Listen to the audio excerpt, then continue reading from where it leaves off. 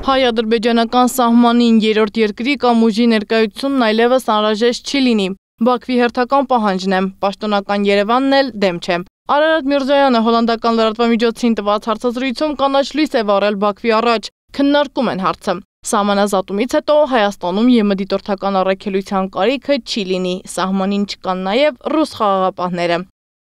Եվրոմիությունը ունի ազդեցություն Հայաստանի իշխանությունների վրա եւ Հայաստանի վրա, մասնավորապես պարտքերի միջոցով, այն որ պարտք են վերցնում Հայաստանի իշխանությունները, գիտեք, տնտեսության վիճակը շատ վատ է եւ մեծ պարտքեր են վերցնում, հիմնական տվողը Եվրոմիությունն է։ Այսինքն Եվրոմիությունը ինքը մեծ ազդեցություն ունի, այնպես չի որ Հայաստանի իշխանությունը երբ ուզենան դիտորդերին կանեն կամ չեն անի։ Կարան հանեն։ Իսկ դա նշանակում է կարող է պարտքերը այլևս չտրվի, իսկ պարտքերը չտրվեցին ճգնաժամային իրավիճակ է ստեղծվելու, որտեղ մարդիկ աշխատավարձ փոշակ չեն կարողանալու ստանալ։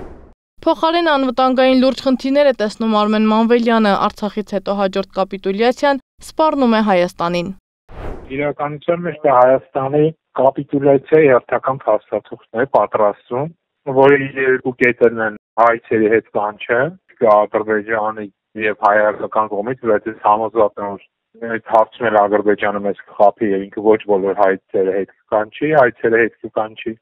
Եվ երկրորդը դա, ինչպես գիտենք, այսպես կոչված սահմանադրական իբր թե փոփոխություններ են։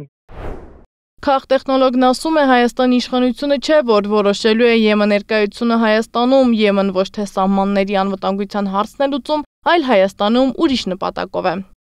Քաղաքական ներկայացում են փորձում Հարավային Կովկասում ուժեղացնել, դա նախկին Բայդենի կառավարության ժամանակ են տենց անում։ Հիմա Բայդենի կառավարությունը այլևս չկա, դրա համար դեռևս հստակ չէ ֆրանկո-գերմանական միությունը Եվրոմիության տեսակետից շարունակել է Հարավային Կովկասում, թե չի շարունակելու։ Հստակ չի դեռևս։ Սահմանազատումից հետո ոչ ԵՄ դիտորդական առաքելություն, ոչ էլ ռուս կամ այլ երկրի խաղաղապահների ներկայությունն է կարևոր, ասում է Մանվելյանը։ Այդ ժամանակ Հայաստանի սահմանները կհայտնվեն ուղիղ սպառնալիքի տակ։